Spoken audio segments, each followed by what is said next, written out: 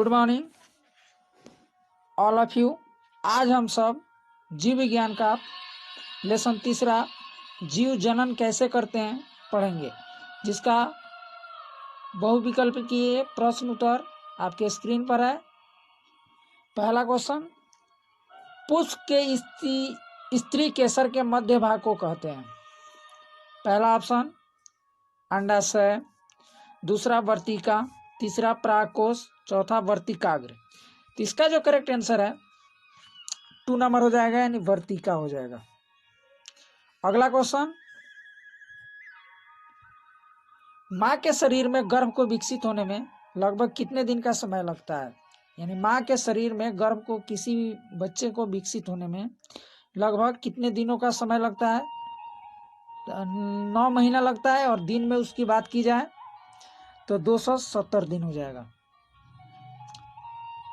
अगला question, question number 90, यदि अंड कोशिका का निषेचन नहीं हो तो यह लगभग कितने दिन तक जीवित रहती है?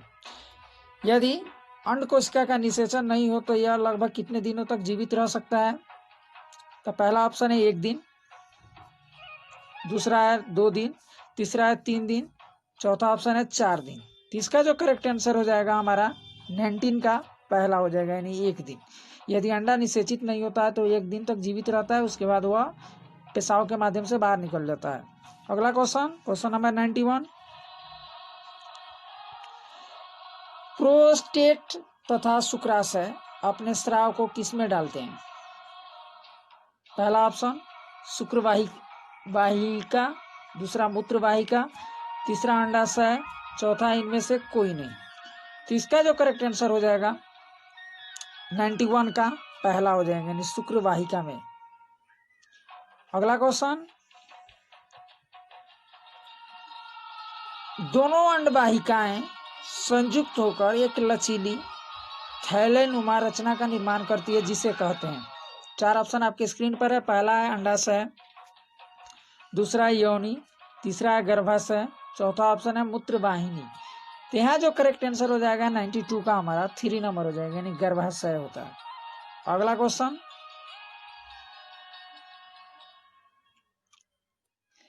महिलाओं में कॉपर टी को स्थापित किया जाता है।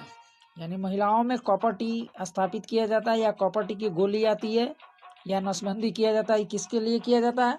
पहला ऑप्शन अंडाशय में, गर्भाशय में, योनि में, अंडवाहिनियों में। तो यहाँ जो इसका करेक्ट आंसर हो जाएगा 93 का 2 नंबर हो जाएगा, यानी गर्भाशय में यह कॉपर टी को स्थापित किया जाता है ताकि बच्चा ना रह सके गर्भ में। अगला क्वेश्चन, क्वेश्चन नंबर 94, ब्रायोफिलम के पौधों में कायिक जनन किससे होता है? 4 ऑप्शन आपके स्क्रीन पर है। पहला पत्ती के मुकुलन द्वारा, दूसरा है अपस्थानिक मुकुलन, तीसरा है जड़, चौथा है स्तंभ। तो यहाँ जो इसका करेक्ट आंसर हो जाएगा 94 का पहला हो जाएगा, यानी पत्तियों का मुकुलन द्वारा होता है। अगला क्वेश्चन 95, माँ और भ्रूण के बीच साहचर्य को कौन करता है, जिसमें कार्य की आदान प्रदान होता है? यानी माँ और भ्रूण के बीच में जोड़ने के, एक दूसरे को जोड़ने का काम कौन करता है, जिसमें ये एक दूसरे से एक्सचेंज होते हैं? पहला ऑप्शन आपके स्क्रीन पर है, प्लेसेंटा, दूसरा है शुक्रवाहिकाएं, तीसरा अंडवाहिनी, चौथा है अंडाशय। तो यहाँ जो करेक्ट आंसर हो जाएगा 95 का पहला हो जाएगा, यानी प्लेसेंटा है। अगला क्वेश्चन, मूलांकुरण के अतिरिक्त पौधे के किसी भी भाग से विकसित होने वाली जड़ें कहलाती है। यानी मूल से अंकुरण के अलावा पौधों के किसी भी भाग से विकसित होने वाले जड़ क्या कहलाती है? तो पहला ऑप्शन तंतुमय मूल, दूसरा है अपस्थानिक मूल, चौथा है अवस्थम्भ मूल, चौथा है मूसलाजड़े, तीसरा है अवस्थम्भ मूल। यहाँ जो इसका करेक्ट आंसर हो जाएगा 96 का 2 नंबर हो जाएगा, यानी अपस्थानिक मूल हो जाएगी। अगला क्वेश्चन, मूलांकुरण से विकसित होने वाली जड़ें कहलाती है। यानी मूलांकुरण से, यानी मूल के अंकुरण से विकसित होने वाली जड़ को हम क्या कहते हैं? तो पहला तंतुमय मूल, दूसरा है मूसलाजड़े, तीसरा है श्वसन मूल, चौथा है अपस्थानिक मूल। तो यहाँ जो करेक्ट आंसर हो जाएगा 97 का 2 हो जाएगा, उसे मूसला जड़े कहते हैं। अगली क्वेश्चन, श्वसन मूल मिलती है पान में, चेस्टनट में, तीसरा है जूसिया में, चौथा है मक्का में। तो यहाँ जो करेक्ट हो जाएगा 98 का जो करेक्ट ऑप्शन हो जाएगा यहाँ 3 हो जाएगा, यानी जूसिया में पाया जाता है। अगला क्वेश्चन, डहलिया की जड़ें होती है, यानी जो डहलिया की फूलें होती है उनकी जड़ें कौन सी जड़ें होती है? पहला ऑप्शन कंदील तथा पुलकित, दूसरा है कुंभी रूप, तीसरा है स्वांगीकारी, चौथा है रेशेदार। तो यहाँ जो करेक्ट आंसर हो जाएगा 99 का 1, यानी पहला हो जाएगा। अगला क्वेश्चन, श्वसन मूल प्रायः मिलती है शुष्कोद्भिदों में, दूसरा है ऊपरी रोहियों में, तीसरा है मैंग्रोव पादपों में, चौथा है जलोद्भिदों में। तो यहाँ जो इसका करेक्ट आंसर हो जाएगा 3 नंबर हो जाएगा, यानी मैंग्रोव पादपों में। यानी मैंग्रोव जो पौधे होते हैं ज्यादातर समुद्र के किनारे पाए जाते हैं, इसी में यह पाया जाता है श्वसन मूल प्रायः मिलती है। अगला क्वेश्चन, आर्किडक्स में विलामेन जड़ें होती है, पहला सहारा देने के लिए, दूसरा कार्बोहाइड्रेट स्मागीकरण के लिए, तीसरा है नमी अवशोषित करने के लिए, चौथा है गैसों के विनिमय के लिए। तो यहाँ जो करेक्ट आंसर हो जाएगा इसका 3 नंबर हो जाएगा, यानी नमी अवशोषित करने के लिए आर्किडक्स में विलामेन जड़ें होती है। अगले क्वेश्चन पर चलते हैं, निम्नलिखित में से कौन सा एक जड़ नहीं है? इसमें से 4 ऑप्शन में से कौन सी जड़ नहीं है? पहला ऑप्शन है आलू, दूसरा है गाजर, तीसरा है शकरकंद, चौथा है मूली। तो यहाँ जो करेक्ट आंसर हो जाएगा पहला हो जाएगा, यानी आलू जड़ नहीं है, क्योंकि इसे ताना कहते हैं। अगले क्वेश्चन पर चलते हैं, अवस्तंभ मूल पाई जाती है किसमें? 4 ऑप्शन में से एक को चुनना है आपको। पहला है चावल में, दूसरा है गन्ने में, तीसरा है मूंगफली में, चौथा है चने में। तो यहाँ जो इसका करेक्ट आंसर हो जाएगा हमारा 3 का 2 हो जाएगा, यानी एक गन्ने में पाई जाती है। अगला क्वेश्चन, स्तंभ मूल होती है, पहला ऑप्शन मूसला जड़े, दूसरा है पुलकित जड़े, तीसरा है शाखावंत जड़े, चौथा है अपस्थानिक जड़े। यहाँ जो करेक्ट आंसर हो जाएगा हमारा 4 का, यानी 4, यानी अपस्थानिक जड़े होती है। स्तंभ मूल में अपस्थानिक जड़े होती है। अगले क्वेश्चन पर चलते हैं, अलैंगिक जनन मुकुलन द्वारा होता है। अलैंगिक जनन की जो क्रिया होती है जिसमें केवल एक ही चीज की जरूरत होती है, जनक एक ही होता है, तो अलैंगिक जनन उसे कहते हैं। तो इसमें 4 ऑप्शन में से चुनना है कि किसमें अलैंगिक जनन की क्रिया होती है। पहला ऑप्शन है अमीबा, दूसरा है ईस्ट, तीसरा है प्लाज्मोडियम, चौथा है लेशमानिया। तो यहाँ जो करेक्ट आंसर हो जाएगा हमारा 5 का 2, यानी ईस्ट में यह अलैंगिक जनन की क्रिया पाई जाती है। अगला क्वेश्चन, निम्नलिखित में से कौन सा मानव में मादा जनन तंत्र का भाग नहीं है? निम्न में से कौन सा मानव में मादा जनन तंत्र का भाग नहीं है? पहला ऑप्शन है अंडाशय, गर्भाशय, शुक्रवाहिका है, और चौथा ऑप्शन है डिंब वाहिनी। इन चारों में से आपको चुनना है कि यह कौन सा मादा का जनन तंत्र नहीं है। तो यहाँ जो करेक्ट आंसर हो जाएगा 3, शुक्रवाहिका। अगले क्वेश्चन पर चलते हैं, परागकोश में होते हैं। परागकोश में क्या होते हैं? पहला है बाह्यदल, दूसरा अंडाशय, तीसरा है अंडक, चौथा है परागकण। यहाँ जो करेक्ट आंसर हो जाएगा हमारा 7 का 4, यानी परागकण हो जाएगा, यानी यहाँ 4 करेक्ट हो जाएगी। अगले क्वेश्चन पर चलते हैं, जड़ें विकसित होती है परागकुंरण से, मूलाकुंरण से, तीसरा है तने से, चौथा है पत्तियों से। तो यहाँ जो करेक्ट आंसर है हमारा हो जाएगा 2 नंबर, यानी मूलाकुंरण से जड़ें विकसित होती है। अगले क्वेश्चन पर चलते हैं, गाजर एक है, गाजर एक क्या है? जड़े का जड़ है, तना है, पुष्प है या पुष्पक्रम। तो यहाँ जो करेक्ट आंसर हो जाएगा हमारा पहला, यानी गाजर एक जड़ है। अगले क्वेश्चन पर चलते हैं। जड़ के किस भाग में सर्वाधिक वृद्धि होती है, यानी जड़ के किस भाग में सबसे अधिक वृद्धि होती है। पहला ऑप्शन है मूल के शीर्ष के ठीक पीछे, पहला ऑप्शन। दूसरा है मूल शीर्ष में, तीसरा है प्रकाश में, चौथा है अंधकार में। तो यहाँ जो करेक्ट आंसर है पहला हो जाएगा, यानी मूल शीर्ष के ठीक पीछे में सबसे अधिक वृद्धि होती है पौधे के जड़ों में। अगले क्वेश्चन पर चलते हैं। बरगद के पेड़ के तने से लटकने वाली मोटी जड़ें कहलाती है, यानी बरगद के पेड़ में से मोटी मोटी जड़ें क्या कहलाती है, जो लटकी हुई रहती है। यहाँ जो पहला ऑप्शन है ब्लैक कार मूल, दूसरा है वायवीय मूल, तीसरा है स्तंभ मूल, चौथा है आरोही मूल। तो यहाँ जो करेक्ट आंसर हो जाएगा हमारा 3 हो जाएगा, यानी उसे हम स्तंभ मूल कहते हैं। अगले क्वेश्चन पर चलते हैं। निम्न जोड़ों में से कौन सा गलत है। पहला ऑप्शन शंक्वाकार जड़ प्याज, दूसरा है तर्क रूपी जड़ मूली, तीसरा है कुंभी रूप जड़ शलजम, चौथा है श्वसन तंत्र मैंसू पौधे। तो यहाँ जो करेक्ट आंसर हो जाएगा इसका पहला हो जाएगा शंक्वाकार जड़ प्याज।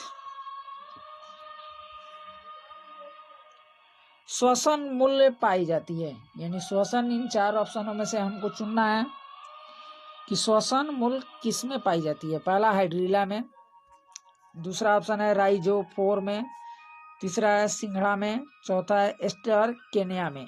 यहाँ जो करेक्ट आंसर हो जाएगा हमारा 13 का 2 नंबर, यानी राइजोफोर में यह पाई जाती है, श्वसन मूल पाई जाती है राइजोफोर में।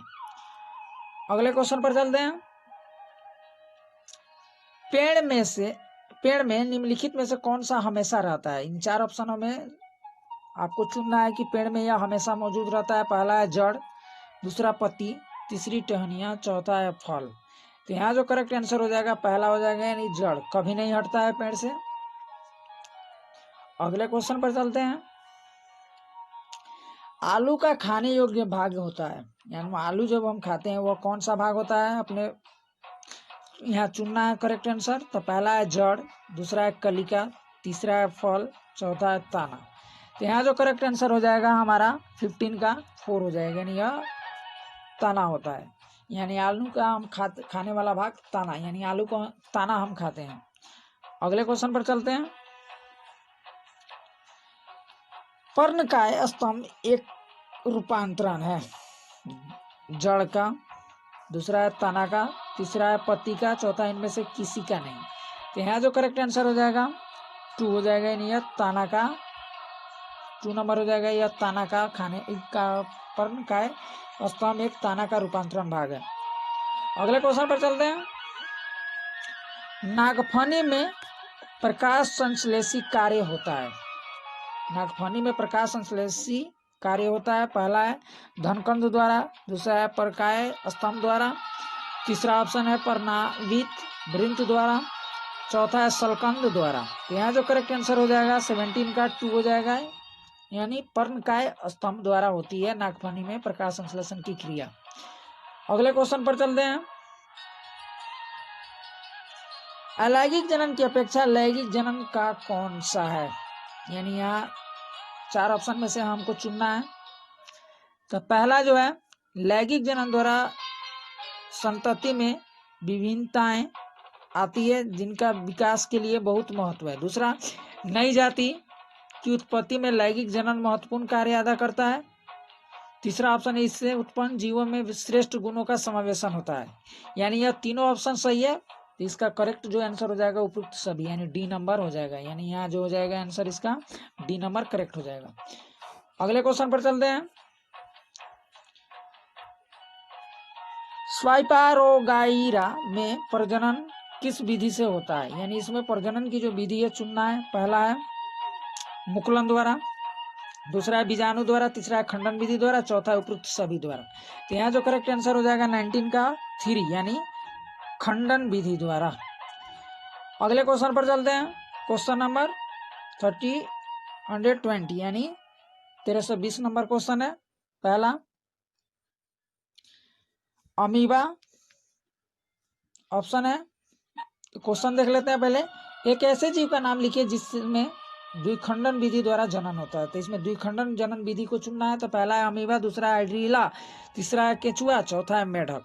तो यहाँ जो करेक्ट आंसर हो जाएगा 20 का पहला, यानी अमीबा में जो है द्विखंडन विधि द्वारा जनन की क्रिया संपन्न होती है।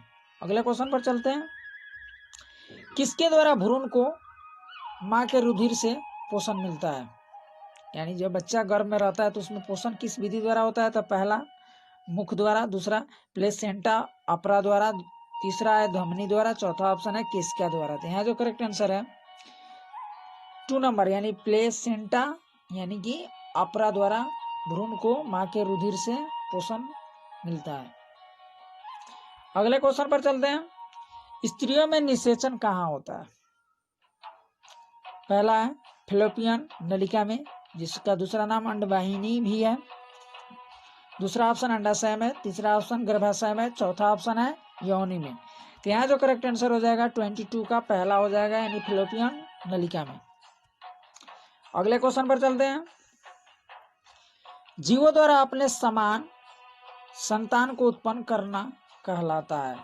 पहला निषेचन, दूसरा जनन, तीसरा पुनर्जनन, चौथा है कायिकी परिवर्धन। यहाँ जो करेक्ट आंसर हो जाएगा 23 का 2 यानी उसे हम जनन कहते हैं। जब कोई जीव अपने जैसे संतान की उत्पत्ति करता है तो उसे जनन कहते हैं। अगला क्वेश्चन, पादप जनन का भाग होता है, उसका कौन सा? यहाँ 4 ऑप्शन में से आपको चुनना है। तो पहला ऑप्शन है फर्न, दूसरा है तना, तीसरा है मूल, चौथा है पुष्प। यहाँ जो करेक्ट आंसर हो जाएगा हमारा 24 का 4 यानी पुष्प होता है। क्वेश्चन नंबर 25, नर और मादा युग्मन के युग्मन का प्रक्रम कहलाता है। जब नर और मादा मिलते हैं तो इस क्रिया को हम कौन सी क्रिया कहेंगे? पहला ऑप्शन है निषेचन, दूसरा है परागन, तीसरा है जनन, चौथा है बीज निर्माण। तो यहाँ जो करेक्ट आंसर हो जाएगा 25 का यानी पहला, उसे हम निषेचन कहते हैं। अगले क्वेश्चन पर चलते हैं। परिपक्व होने पर अंडाशय विकसित हो जाता है। पहला बीज में, दूसरा पुंकेसर में, तीसरा स्त्री केसर में, चौथा फल में। तो यहाँ जो करेक्ट आंसर हो जाएगा 26 का 4 यानी कि फल में। अगले क्वेश्चन पर चलते हैं। बीजाणु उत्पन्न करने वाला पादप जीव है। पहला गुलाब, दूसरा डबल रोटी की फफूंद, तीसरा आलू, चौथा है अदरक। यहाँ जो करेक्ट आंसर हो जाएगा 27 का 2 यानी कि डबल रोटी की फफूंद जो है बीजाणु उत्पन्न करने वाला पादप है। ब्रायोफिलम अपने जिस भाग द्वारा जनन करता है वह है कौन? तो यहाँ 4 ऑप्शन है आपके स्क्रीन पर। पहला है ताना, दूसरा पत्ती, तीसरा मूल, चौथा पुष्प। यहाँ जो करेक्ट आंसर हो जाएगा 28 का 2 हो जाएगा यानी पत्ती। अगले क्वेश्चन पर चलते हैं। द्विलिंगी पुष्प है, यानी इसमें 4 ऑप्शन में से चुनना है कि कौन इसमें द्विलिंगी पुष्प है। पहला है मक्का, दूसरा है पपीता के, तीसरा है ककड़ी, चौथा है गुलाब। तो यहाँ जो द्विलिंगी पुष्प होता है 29 का 4 यानी गुलाब का जो फूल है द्विलिंगी पुष्प है। अगले क्वेश्चन पर चलते हैं। मादा युग्मन अथवा अंड का निर्माण होता है परागकोश में, बीजांड में, वर्तिकाग्र में, चौथा है वर्तिका में। यहाँ जो इसका करेक्ट आंसर हो जाएगा हमारा 30 का 2 यानी बीजांड में। निम्नलिखित में से कौन सा स्त्री केसर का भाग नहीं है? पहला पुतंतु, दूसरा है वर्तिकाग्र, तीसरा है वर्तिका, चौथा है अंडाशय। यहाँ जो करेक्ट आंसर है 31 का पहला हो जाएगा, पुतंतु होगा।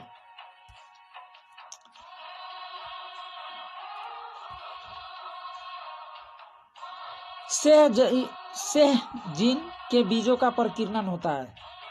पहला ऑप्शन जल के द्वारा, दूसरा है पवन द्वारा, तीसरा है जंतु द्वारा, चौथा है फल फटने से। तो यहाँ जो करेक्ट आंसर है 32 का हो जाएगा 2 यानी पवन द्वारा। अगले क्वेश्चन पर चलते हैं। मूल तना तथा पतिया पादप के कहलाते हैं, यानी मूल तना और पतिया जो पौधे में पाई जाती है उसे क्या कहते हैं? लैंगिक अंग, दूसरा है कायिक अंग, तीसरा है युग्मनज, चौथा है उपयुक्त सभी। तो यहाँ जो करेक्ट आंसर है 33 का 2 हो जाएगा, यानी कायिक अंग उसे कहते हैं। क्वेश्चन नंबर 34, किस जनन के परिणाम स्वरूप पादप बीज उत्पन्न करते हैं? पहला है, यानी कोई भी पेड़ पौधा बीज उत्पन्न करता है तो किस जनन की क्रिया द्वारा? तो पहला है लैंगिक जनन, दूसरा है कायिक जनन, तीसरा है युग्मनज, चौथा है अलैंगिक जनन। तो यहाँ जो करेक्ट आंसर है 34 का पहला हो जाएगा, यानी लैंगिक जनन। निम्नलिखित में से कौन से पादप का विलंगन भाग नए पादप के रूप में वृद्धि करता है? पहला है आलू, दूसरा है अदरक, तीसरा है कैक्टस, चौथा है डहेलिया। तो यहाँ जो करेक्ट आंसर है 35 का 3, यानी कैक्टस। अगले क्वेश्चन पर चलते हैं। नर एवं मादा युग्मन के युग्मनन द्वारा बनी कोशिकाएं कहलाती है? तो पहला ऑप्शन है पुतंतु, दूसरा है वर्तिका, तीसरा है युग्मनज, चौथा है उपयुक्त सभी। तो 36 का जो करेक्ट आंसर हो जाएगा हमारा 3 हो जाएगा, यानी युग्मनज जिसे कहते हैं। अगले क्वेश्चन पर चलते हैं। निम्नलिखित में से पादप लैंगिक जनन की विधि है? पहला खंडन, दूसरा है कायिक प्रबंधन, तीसरा है मुकुलन, चौथा है उपयुक्त सभी। तो 37 का जो करेक्ट आंसर है चौथा है। अगले क्वेश्चन पर चलते हैं। क्वेश्चन नंबर 38, गन्ना, आलू और गुलाब के पादप जनन कैसे करते हैं? यानी गन्ना, आलू और गुलाब के पौधे में जो जनन की क्रिया पाई जाती है उसे कौन सी विधि कहते हैं? पहला खंडन विधि, दूसरा है कायिका प्रबंधन या कायिक प्रबंधन, तीसरा है मुकुलन, चौथा है उपयुक्त सभी। तो 38 का जो करेक्ट आंसर है 2 नंबर, यानी उसे हम कायिक प्रबंधन विधि कहते हैं। अगले क्वेश्चन में चलते हैं। इष्ट जनन करते हैं खंडन द्वारा, दूसरा है कायिक प्रबंधन द्वारा, तीसरा है मुकुलन द्वारा, चौथा है उपयुक्त सभी। तो यहाँ जो 39 का जो करेक्ट आंसर है 3 हो जाएगा, यानी कि मुकुलन द्वारा। अगले क्वेश्चन पर चलते हैं। ऐसा कौन सा पादप है जिनमें आंख या उसका नाम है छत चिन्ह से नया पादप अंकुरित हो सकता है? तो 4 ऑप्शन है आपके स्क्रीन पर। पहला है आलू, दूसरा है अदरक, तीसरा है हल्दी और चौथा है उपयुक्त सभी। तो यहाँ जो करेक्ट आंसर हो जाएगा हमारा 4 नंबर, यानी उपयुक्त सभी।